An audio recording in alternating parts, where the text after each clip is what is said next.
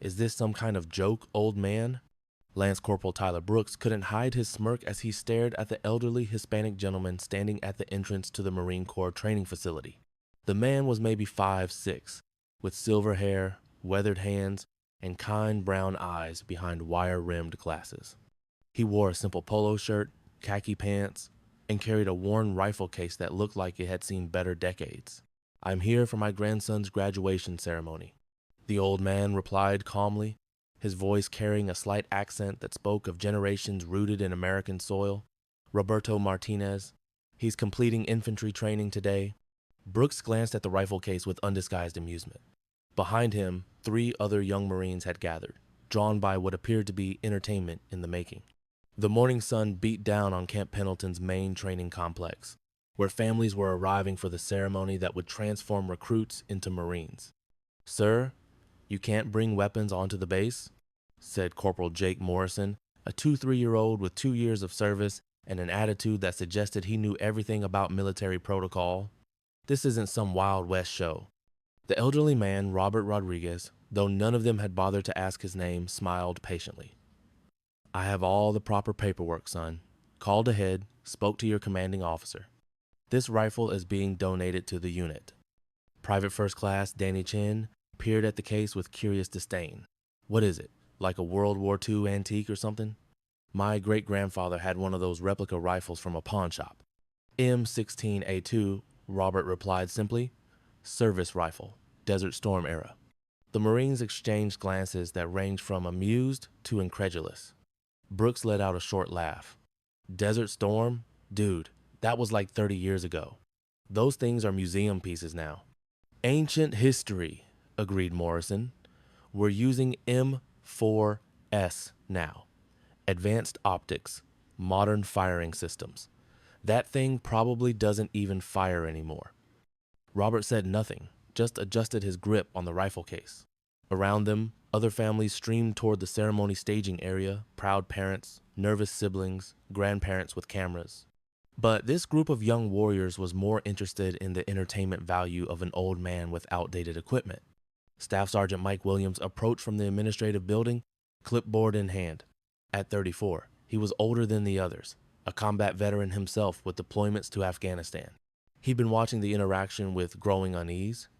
"What's the situation here?" Williams asked, his tone professional but cautious.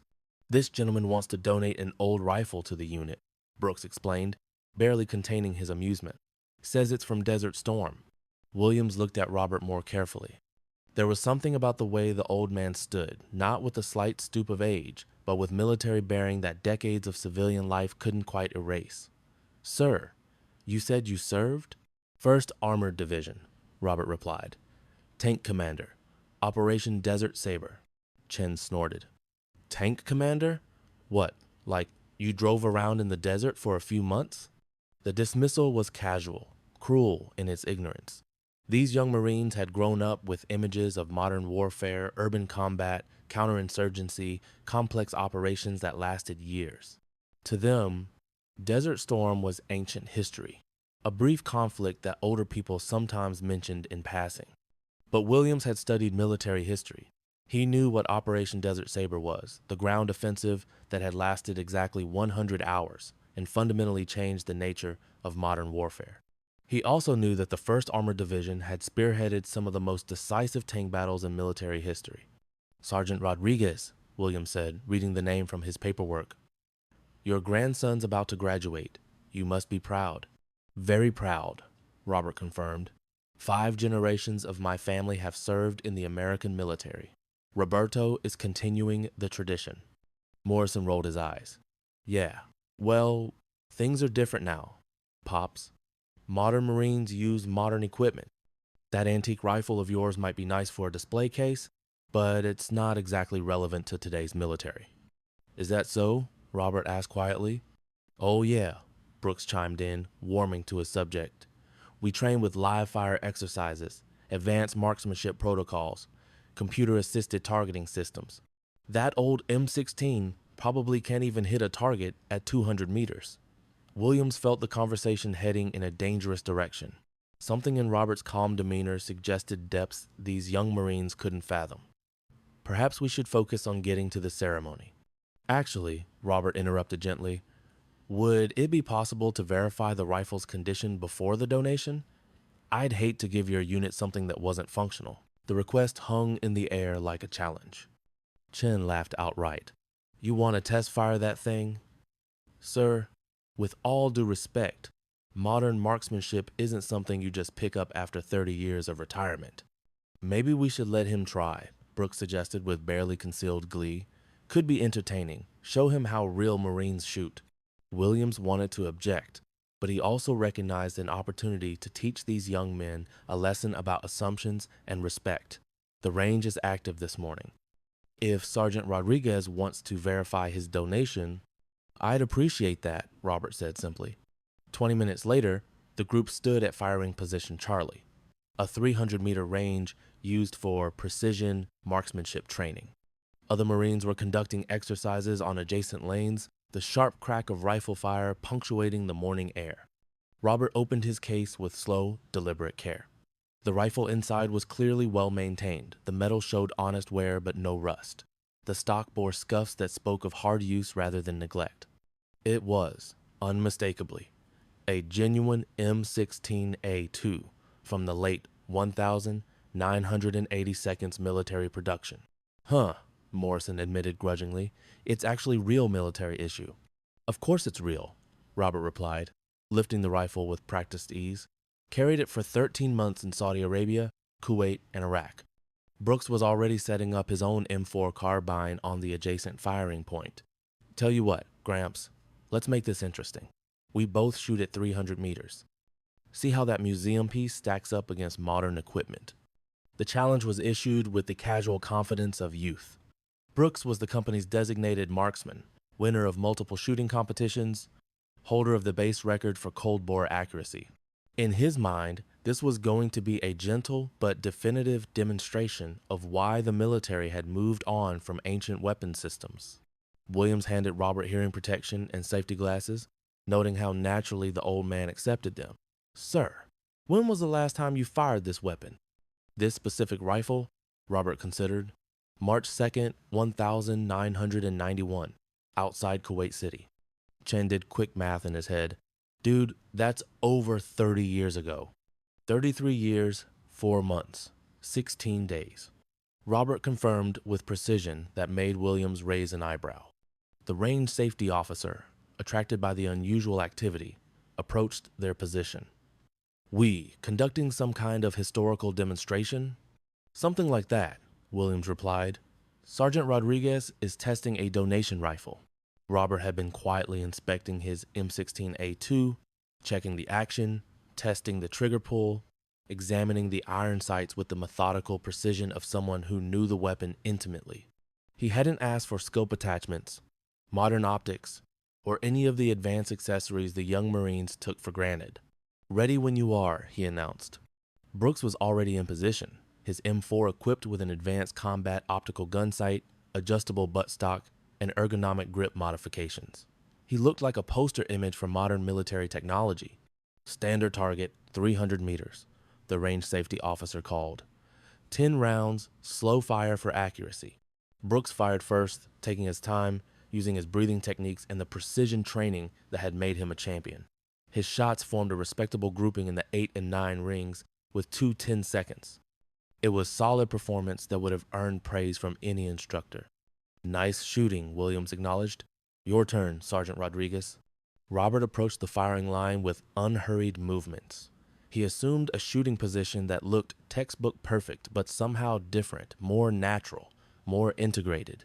Where Brooks had used modern shooting stances taught in contemporary marksmanship programs, Robert's position spoke of older training, battlefield-tested techniques. He raised the iron-sighted M16A2 to his shoulder. No electronic aids, no magnification, just eyes and metal, and 33 years of memory. The first shot surprised everyone with its sharp, immediate report. Where Brooks had taken several seconds to align each shot, Robert fired with mechanical precision, not rushed, but with the economy of motion that comes from absolute familiarity. 10 shots in less than 40 seconds. When the target was retrieved, the silence was profound. Robert's grouping wasn't just better than Brooks, it was perfect. 10 shots within the X-ring, so tightly clustered they could have been covered by a quarter.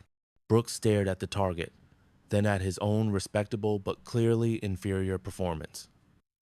That's impossible. Chen was equally stunned. Nobody shoots iron sights that accurately, especially not at 300 meters. The range safety officer whistled low. Sir, that's the best grouping I've seen on this range in 15 years. What unit did you say you were with? 1st Armored Division, Robert replied, shouldering his rifle with casual ease. Old Ironsides. Williams had been quiet during the shooting, but now he stepped forward with new respect in his voice.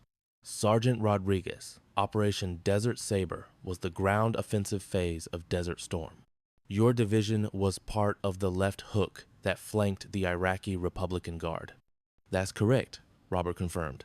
Morrison was still processing what he'd witnessed. But how? I mean, iron sights, an old rifle, 30 years out of practice. Tank commanders don't just command tanks, son, Robert explained patiently. We train on every weapon system in the inventory, rifle, sidearm, machine gun, main gun. In combat, you never know what you're going to need. But the accuracy, Brooks insisted. Nobody shoots like that without constant practice. Robert smiled, the first genuinely warm expression he'd shown since arriving at the base. Who said anything about not practicing? Williams was beginning to understand. You've been maintaining proficiency all these years? Every weekend for 33 years? Robert confirmed. Local range. Same distance, same standards. The day I can't protect my family and my community is the day I hang up the rifle for good. The revelation transformed the dynamic completely. These weren't the casual shots of a nostalgic veteran trying to relive past glory. This was the performance of a man who had maintained professional-level skills for over 3 decades, driven by a sense of responsibility that civilian life couldn't diminish. Sergeant Rodriguez, Williams said formally, could you tell us about your service in Desert Storm? Robert looked around at the young faces, now showing genuine interest rather than mockery. What would you like to know? Everything, Chen said quietly. Robert leaned against the rifle rack, his M16, a two resting beside the modern weapons of the Marines, who had underestimated him. We deployed to Saudi Arabia in November 1990. I was a tank commander on an M1A1 Abrams, part of the 2nd Brigade. Our mission was to be the armored fist of the coalition forces. He paused, organizing memories that were still vivid after more than 3 decades. People think Desert Storm was easy because it was fast. 100 hours of ground combat, they say. What they don't understand is that those 100 hours were the culmination of months of planning, positioning, and the most intense armored warfare since World War II. Brooks was no longer smirking. What was your role? My tank was part of the spearhead that punched through Iraqi defensive lines, Robert continued. We fought the Republican Guard, their elite units, equipped with T-72 tanks, and dug into prepared positions. They weren't going to just roll over and surrender. Morrison leaned forward. Did you see actual combat? February 26th, 1991, Robert replied, with the precision of someone who had replayed the events countless times. We engaged an Iraqi armored battalion near Medina Ridge. My tank destroyed 4 T-72 seconds and 2 BMP infantry fighting vehicles. The battle lasted 6 hours. The young Marines exchanged glances. This wasn't the casual war story of an old veteran, this was the detailed account of someone who had been at the sharp end of armored combat. That's when you last fired this rifle? Williams asked. The next day, Robert corrected. March 2nd. We were conducting follow-up operations, clearing bypass positions. My tank threw a tracked mechanical failure. While my crew worked on repairs, I provided security with this M16. He gestured toward the rifle that had just produced the perfect target. Iraqi soldiers emerged from a bunker complex we thought was abandoned. 6 men, armed, moving toward my disabled tank where my crew was exposed. The range had grown quiet. Other Marines on adjacent firing points had stopped their exercises, drawn by the story being told in their midst. What happened? Chen asked, his voice barely above a whisper. I engaged from 400 meters, Robert said simply. 6 shots, 6 targets neutralized. My crew completed repairs, and we rejoined the advance. The The statement hung in the air with the weight of absolute truth. No bravado, no embellishment, just the flat recounting of lethal effectiveness under combat conditions. Brooks was staring at the target Robert had just shot. 400 meters? With iron sights? In combat, Robert replied. You don't get to choose your engagement distance. You use what you have and you make it work. Williams had served 2 tours in Afghanistan, but he recognized that he was in the presence of someone whose combat experience had been fundamentally different conventional warfare against a peer adversary. With no support infrastructure and stakes that went beyond individual survival to strategic victory. Sergeant Rodriguez, he said respectfully, thank you for sharing that with us. Robert nodded. The young men in my family who serve deserve to understand what came before them. Military tradition isn't just about ceremony and honor. It's about the continuous line of warriors who faced the enemy and did their duty. As if summoned by the mention of family, a young Marine in dress blue uniform approached their position. He was clearly Hispanic, with Robert's same dark eyes and strong jaw, but 30 years younger and carrying himself with the precise bearing of a newly minted Marine. Abuelo, the young man called uncertainly. Robert's face transformed with pride and joy. Roberto! Congratulations, Marine! Lance Corporal Roberto Martinez looked around at the gathering of senior Marines, then at his grandfather holding the same rifle that had been part of family legend his entire life. Abuelo, what are you doing here? Demonstrating why your family has served with honor for 5 generations, Robert replied, embracing his grandson, and preparing to pass something important to your unit. Brooks, Morrison, and Chen watched the reunion with dawning understanding. This wasn't just some random old man with outdated equipment. This was the grandfather of one of their own, a man whose military service had directly contributed to the freedom they now defended. Roberto, Williams said, your grandfather just shot the best group I've ever seen on this range. The young Marine grinned. I know, Sergeant. He taught me to shoot before I could drive. Used to tell me stories about this rifle, about the war, about what it means to serve. Robert looked at the Marines who had gathered around them, young men who had learned a lesson about assumptions and respect, about the continuous nature of military service, and about the price of freedom. This rifle, he said, lifting the M16A2 one final time, has served its purpose. It defended freedom in the desert 33 years ago. It has maintained readiness ever since, waiting for the next generation to take up the responsibility.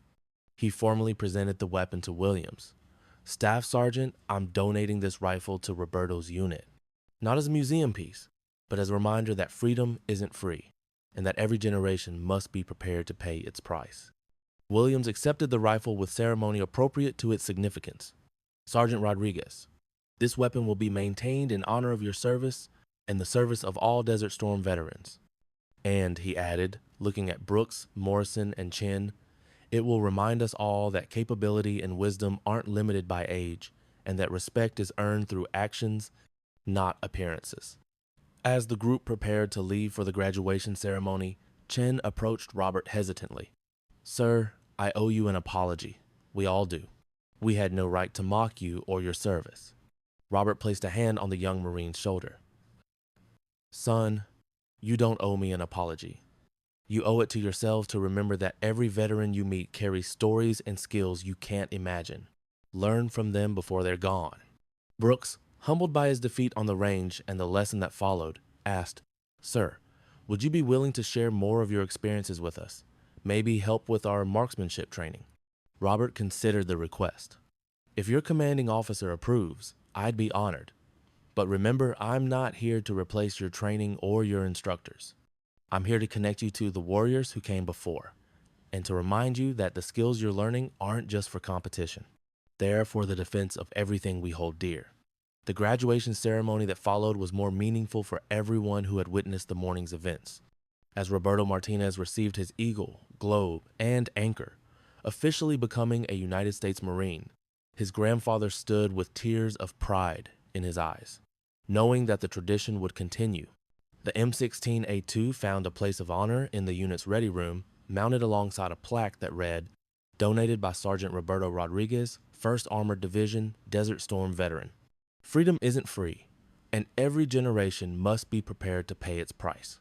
But more importantly, It served as a daily reminder to young Marines that greatness comes in unexpected packages, that experience has value beyond measure, and that the elderly gentleman in civilian clothes might be the most dangerous person in the room. 3 weeks later, Robert began conducting weekly marksmanship clinics at the base, passing on techniques learned in combat and refined through decades of dedicated practice. His students, including Brooks, Morrison, and Chen, learned more than shooting skills. They learned about humility, respect, and the unbroken chain of service that connects every American warrior to those who came before. The Desert Rifle spoke again, not in anger or fear, but in the voice of tradition, teaching a new generation that some truths are timeless. Accuracy matters, respect is earned, and freedom is defended by those willing to serve regardless of age, appearance, or the assumptions of others.